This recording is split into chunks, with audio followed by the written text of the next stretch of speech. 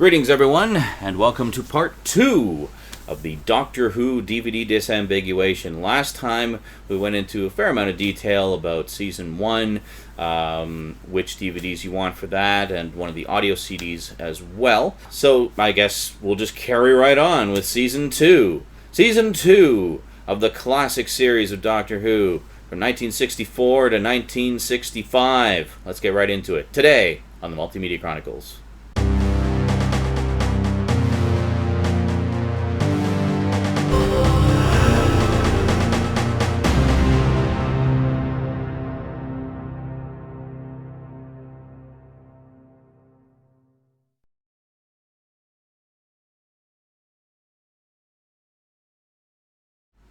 Welcome back. Now, something kind of strange I noticed about Season 2 and its representation on DVD. Season 1 was 42 individual episodes long, spread across 8 serials. Yet, those are represented by 5 DVD releases and 1 CD release. Season 2 is 39 episodes, so it's actually 3 episodes shorter than Season 1. Yet, if you want everything, you're looking at a grand total of 8 DVD releases to get all of Season 2. I think the reason for that is pretty simple. Season 1 had a lot more lengthier stories, 6 and 7 part stories, whereas Season 2 was a lot more 4-part stories. There are still some 6-parters in there, but it's mostly 4-parters. So let's get right into it, shall we? So last time we left off with story number 8, The Reign of Terror. So, to carry on, we start Season 2 off with story number 9, Planet of Giants, also known as Honey, I Shrunk the TARDIS.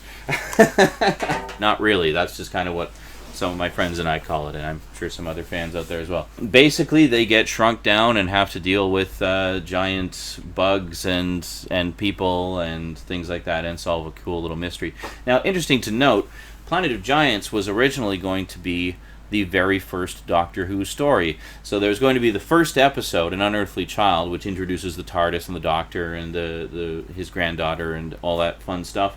And then it was going to get into the Planet of Giants story. Instead, they decided to go a different route and just have them go back to the dawn of time and meet some cavemen and have to escape them and stuff like that, which is an adventure I've always enjoyed. But how different would things have been if they had started with An Unearthly Child and then gone into Planet of Giants? I don't know. It's kind of interesting to think about. The Doctor Who that might have been. Some fans would probably say, well, you'd be better off without that lame caveman story. But hey, I like that caveman story, okay? So sue me. Anyway, Planet of Giants now moved to Season 2, so it opened Season 2. I guess it was a nice, easy way for them to get a story ready, because they already basically had that story ready to go. It just needed to be filmed. And then, carrying on with one of the all-time great Dalek stories, I think this is probably my favorite of the first Doctor Dalek stories. We have story number 10, The Dalek Invasion of Earth. Fantastic. This is really good. If you're looking for one of the early stories that's a little bit more accessible for a modern audience, I definitely recommend this one.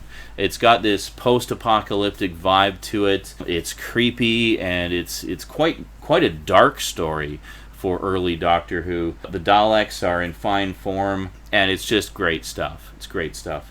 I should mention also, there were a couple of theatrical films that were made based on the first 2 Dalek stories, and they featured Peter Cushing as Doctor Who. Yes. Anyone who watches the show will tell you he's not called Doctor Who. That's the name of the show, because you don't know who he is. He's just known as the Doctor. So he's the Doctor. Doctor Who. See? Get it? Get it? See how that works? Yeah. But for some reason in the movies, they called him Doctor Who. And to further add to the confusion, the ending credits of the vast majority of episodes list him as Doctor Who rather than as the Doctor. Don't know why. Anyway, if you want to check out the Peter Cushing movies, they were released on DVD a while back. Sadly, this set is out of print. There was recently a Blu-ray release, however, in the UK. I don't know if we're getting that release over here or not, or if they're region-free. I'd definitely like to get my hands on them, though, because yeah, it's pretty notable because it's 2 early Doctor Who stories that were remade for the big screen in CinemaScope, widescreen, in full blazing Technicolor, so that's pretty cool. Now, as far as the movies being faithful to the original stories, you'll see the core elements of the original stories in there, but it definitely goes off in some wild and crazy directions that are not canon at all. They're just kind of a curious little aside, a bit of fun for Doctor Who fans that show just how quickly the show actually took off. The movies were done, I think the first movie came out the year of season 2 of the show, so how rare is that, to have a TV show still on the air in its second season already getting a big screen release. I mean, it's crazy just how fast these things took off, and largely due to the popularity of the Daleks. They were just like the most popular things in the universe at the time. So carrying on, we have stories 9 and 10, and then we have a double pack. We've actually got story 11, The Rescue, followed by story number 12, The Romans, the first historical story we've had since the Reign of Terror.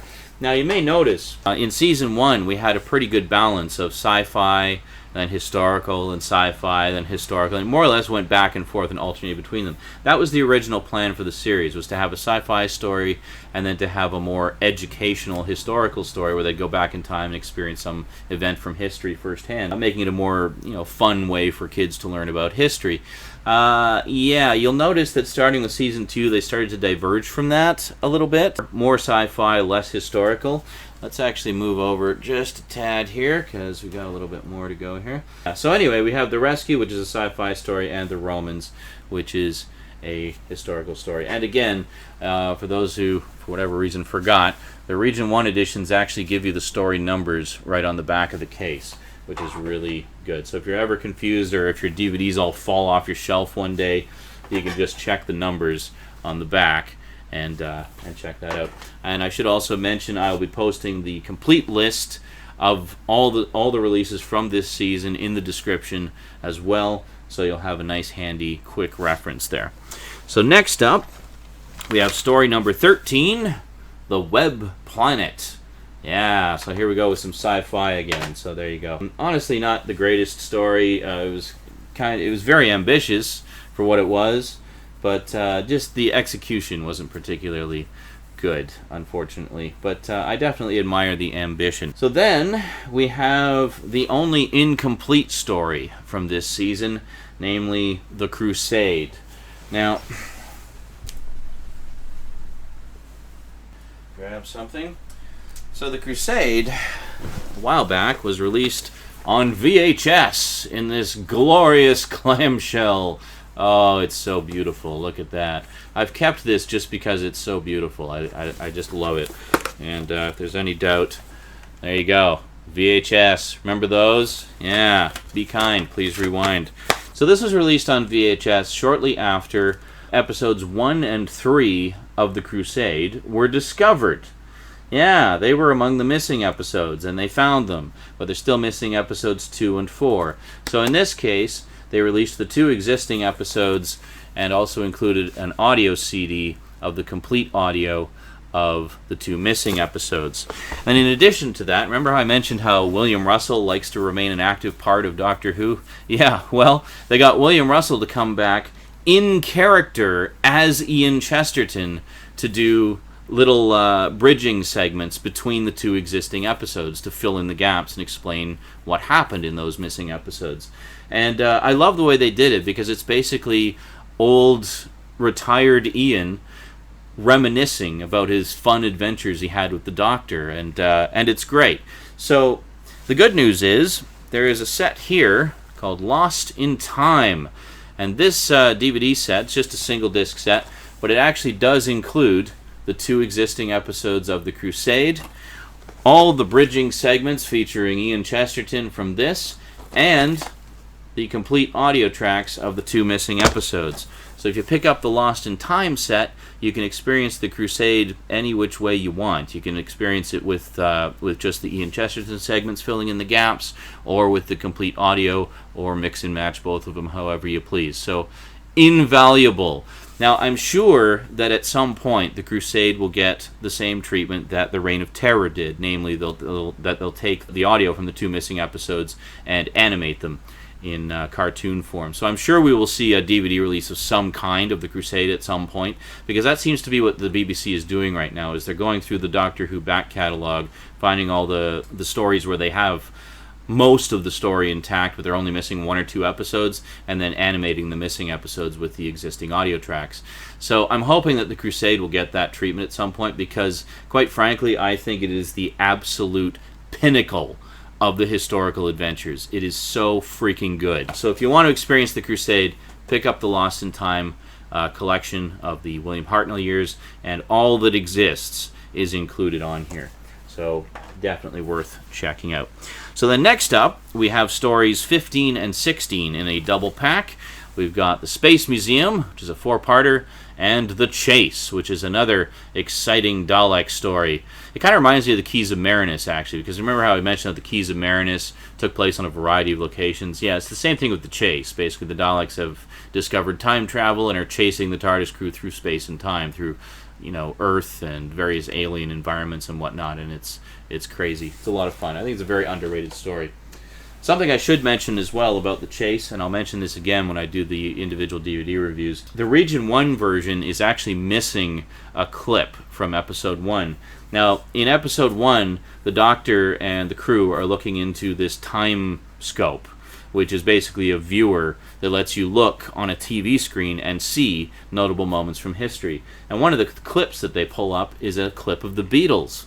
And so they watch the Beatles, and Ian's kind of dancing to the Beatles, and Vicky, who is one of their new companions, who's from the future, saying, "Oh, I didn't know you liked classical music," and stuff like that. Well, that whole sequence with the Beatles clip and them talking about it is cut out of the Region 1 version, basically the reason being they weren't able to get clearance for the international release. It is, however, fully intact on the Region 2 release. So if you get the Region 2 version of The Chase, it does have the Beatles clip intact. The Region 1 version, sadly, does not. So needless to say, I do plan to pick up the Region 2 release of that just for completion's sake, but it's not a huge priority right now. So then, let's go this way. So then finally, we have, did I say 8 releases? Looks like 7 to me.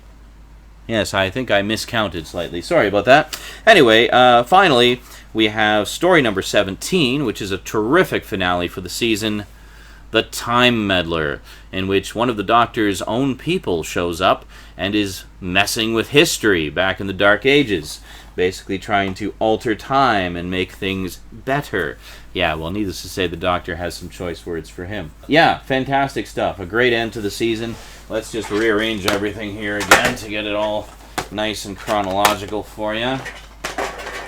Yeah. Okay, so going back to story 17, The Time Meddler, story 16, The Chase, story 15, The Space Museum, story 14, The Crusade, represented on the Lost in Time collection, The Web Planet, which is story number 13, story 12, The Romans, and story 11, The Rescue, story 10, The Dalek Invasion of Earth, and finally, the season opener, story 9, Honey, I Shrunk the Planet of Giants. And there you go. That is all that exists of season 2 of Doctor Who. Not bad, actually, considering it was 39 episodes, of which they're only missing 2. So that's actually pretty darn good. It is easily the single most intact of the early seasons, and it's great. So it is nice that at least the first 2 seasons are more or less intact, and you're able to see the early beginnings of the saga pretty much uninterrupted. So that's pretty cool. There is an audio CD release of the Crusade as well, but honestly, I wouldn't bother with it. Just get the Lost in Time set. Just getting the audio track is kind of redundant considering 2 of the episodes are complete, so you might as well watch the episodes and just listen to the audio from the 2 missing ones. That just doesn't make sense to do it any other way in my book. Plus, you have the cool bridging segments with Ian, which is really nice. Alrighty, so there you go. Doctor Who, Season 2.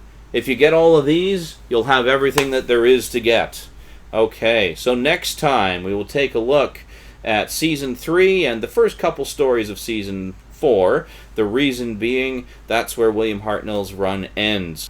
Yeah, they didn't quite end it at the end of the season, as they've done most of the time traditionally since, but they actually had him come in and do the first couple stories of season 4, and then did the very first regeneration, which is pretty cool stuff. So we'll talk about that, basically do season 3 up, and then the beginning of season 4 up to the end of William Hartnell's run next time in part 3 of my Doctor Who DVD Disambiguation. Hope it's been informative so far, and we'll see you next time. Till then, thanks for watching, and sayonara.